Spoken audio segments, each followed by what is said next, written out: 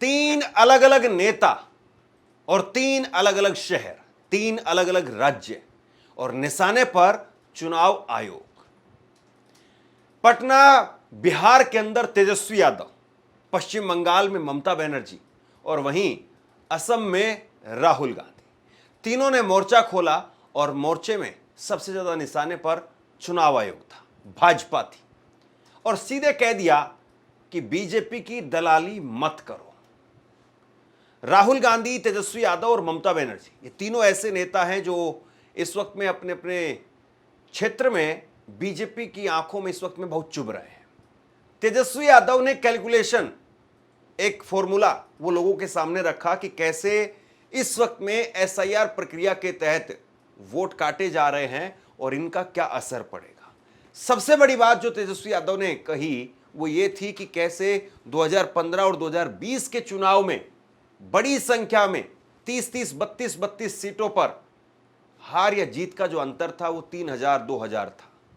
तो ऐसे में सबसे बड़ा सवाल ये कि क्या चुनाव आयोग एसआईआर प्रक्रिया के तहत जो 35 लाख लोगों के वोट काटे हैं, तेजस्वी यादव तो 1% वोट तक चले गए, यानी सिर्फ 1% अगर वोट कटता है या 1% अगर लोग इसमें अपने आप को, अपने नाम को दाखिल नहीं करवा पाते हैं, अगर उनका नाम कट जाता है तो फिर उसके बाद में क्या असर पड़ेगा।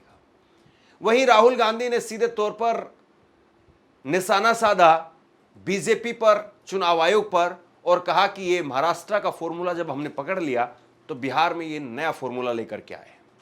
और ममता बनर्जी ने तो सीधे कह ही दिया कि चुनाव आयोग का सम्मान है, लेकिन अगर बीजेपी की दलाली करोगे तो फिर नहीं चलेगा।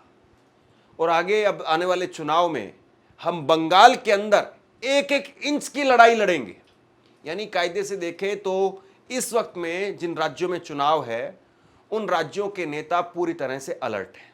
राहुल गांधी राष्ट्रीय स्तर पर अलर्ट है, तेजस्वी यादव बड़ा चेहरा है बिहार का, वो वहाँ पर अलर्ट है, और ममता बनर्जी मुख्यमंत्री हैं, वो वहाँ अलर्ट है बंगाल में, और असम के लिए भी राहुल गांधी अभी से ही वहीं पर अपनी कोशिश करते हुए आज दिखाई दिए। एक तो इलेक्शन कमीशन बैठे हैं, मैं उसको डिसरेस्पेक्ट नहीं करते हैं, लेकिन अगर कोई बीजेपी दलाली करे तो हम उसको इंसान के लिए हम कहेंगे दलाली मत करना, हम नहीं छोड़ेंगे। मैं बिहार में सुना 30.5 लाख वोट निकाल दिया, ऐसा करके महाराष्ट्र में बीजेपी जीता, नहीं तो नहीं जीतता। दिल्ली में भी ऐसा करके जीता, बिहार में भी ऐसा प्लान कर रहा है, वो भी हमारा भाई बहन है। बंगाल में भी प्लान करना है। हम तो इंच में लड़ाई करेंगे और दिखा देंगे, बिना युद्धे 1 इंची जमियो আমরা ছাড়বো না। अब इसके बाद में जब पटना में तेजस्वी यादव ने मोर्चा खोला तो उस वक्त में देखिए उन्होंने क्या फॉर्मूला सामने रखा। तेजस्वी यादव ने कहा कि बिहार में कुल 7 करोड़ 90 लाख मतदाता है।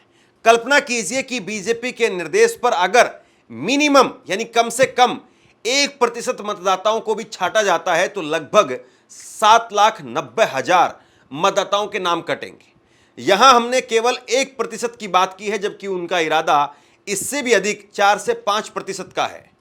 अगर इस 1% को यानी 7,90,000 मतदाताओं को 243 विधानसभा क्षेत्रों में विभाजित करते हैं तो प्रति विधानसभा 3251 मतदाताओं का नाम कटेगा। यानी बिहार में कुल 77,895 पोलिंग बूथ हैं और हर विधानसभा में औसतन 320 बूथ हैं। अगर एक बूथ पर 10 वोट भी कटेंगे तो विधानसभा के सभी बूथों पर कुल 3200 वोट हट जाएंगे। अब तेजस्वी यादव ने इसके बाद में ट्वीट करके एक और गणित सामने रखा।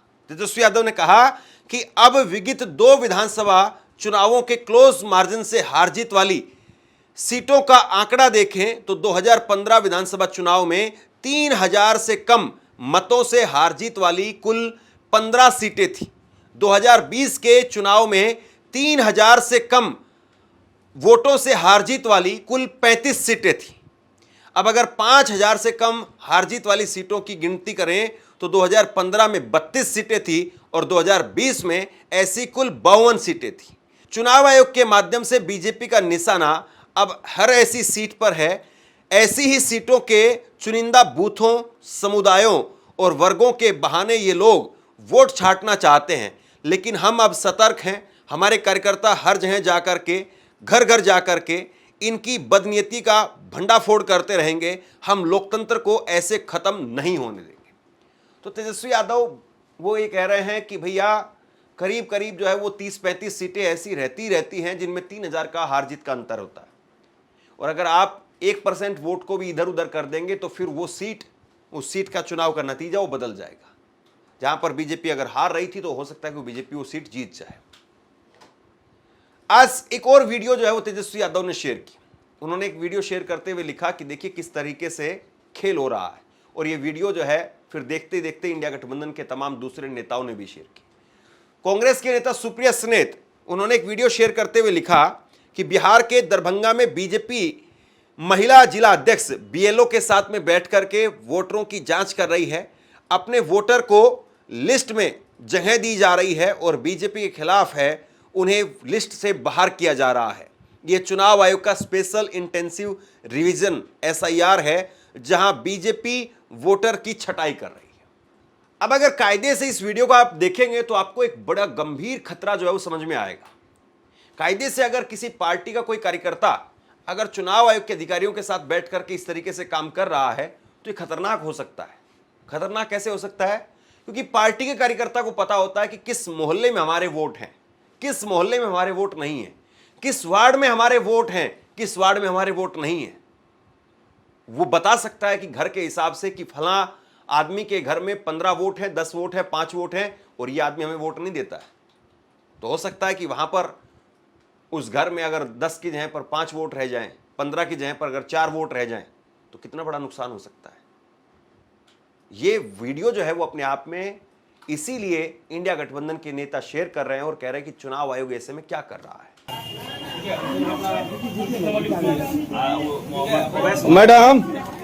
मैडम आप हमको जरा बताइएगा कि आप किस हैसियत से यहाँ पर काम कर रही हैं? आप यहाँ पर कौन हिसाब से काम कर रही हैं?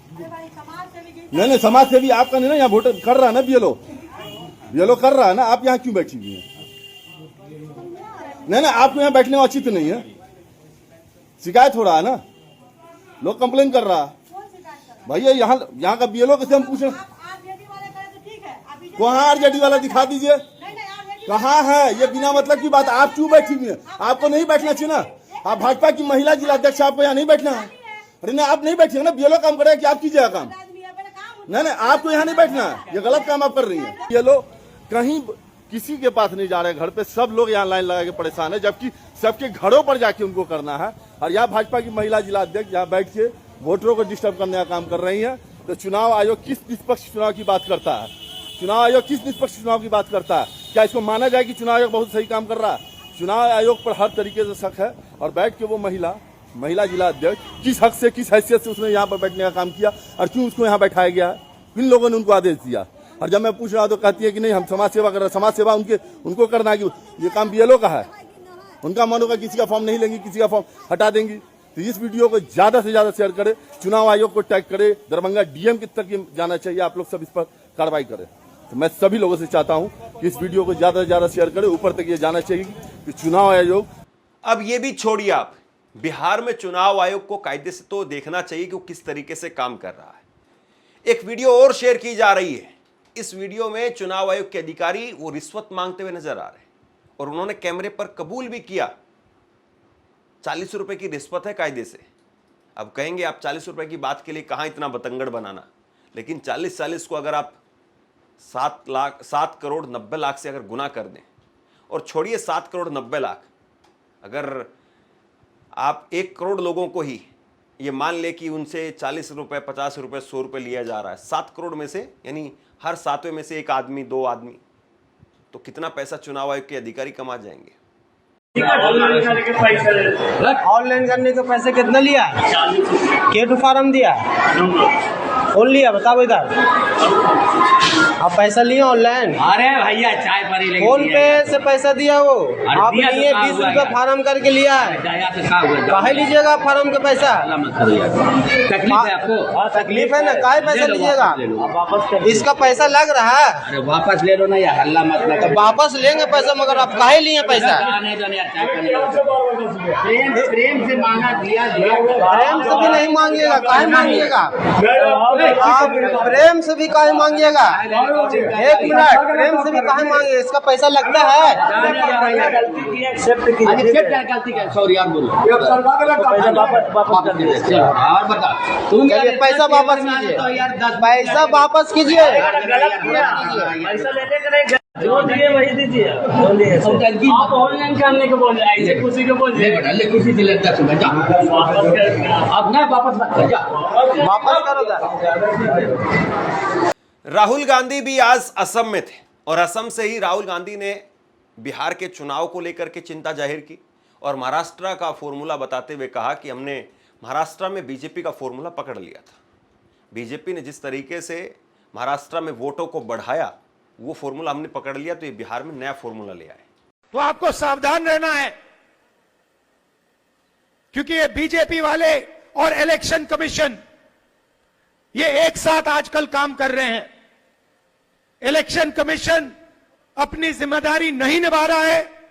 इलेक्शन कमीशन पूरे तरीके से बीजेपी और उनकी नेताओं की बात सुन रहा है। हमने उनसे अनेक बार वोटर लिस्ट मांगी है, आज तक हमें ना वोटर लिस्ट मिली ना वीडियोग्राफी मिली।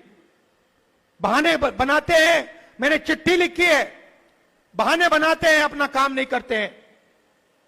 तो आपको सावधान रहना है, आपकी लीडरशिप को सावधान रहना है।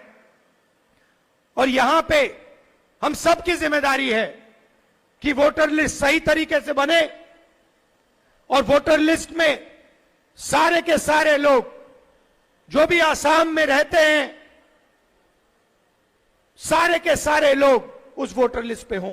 कायदे से ये बात कही जा सकती है कि विपक्ष के नेता हैं, विपक्ष के नेताओं के पास में और काम क्या है, वो तो चुनाव आयोग पर, भाजपा पर आरोप लगाएंगे ही। उनके पास दूसरा कोई मुद्दा नहीं है, ये है, वो है, ऐसा है, वैसा है।